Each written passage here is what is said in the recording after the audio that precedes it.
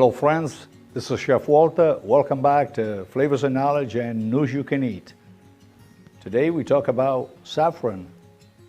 The ancient Greeks and Romans used saffron as a perfume, and saffron is mentioned in the Chinese Materia Medica from several books in the 1500s.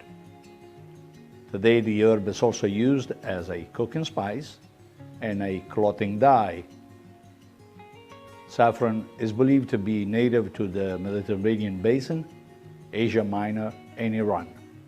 Although Spain, France, and Italy are also now primary cultivators of the spice, with the region of Abruzzo offering the finest in Italy. Its elevated cost has to do with its harvesting, which is very detailed, because only a small amount of each saffron flower is used, and all the harvesting must be done by hand. Crocus sativus, saffron in Latin, is a purple flower. What we use for that distinctive yellow color, the sweet herb smell, and the bitter taste is actually the stigma, or stigmata in plural. The pollen germinating part at the end of the red pistil, the female sex organ of the plant.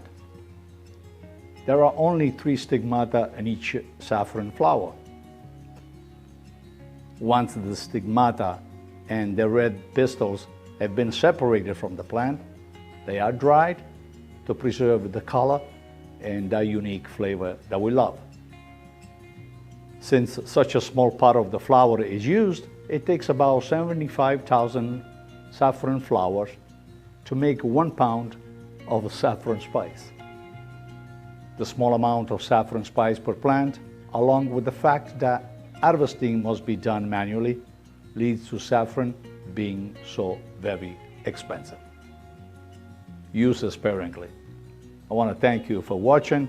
Please follow Flavors and Knowledge on flavorsandknowledge.com. If you are on YouTube, we offer a series of video casts, which are all food related, for the education of every one of us. It's called Shareable Good Knowledge. In the meantime, if you're in the kitchen today or tonight and you're using saffron, always dip it in a little bit of water or wine before using it, and it will do wonders for your next risotto alla milanese. Buona cucina a tutti, stay well, we'll chat with you next time. Ciao.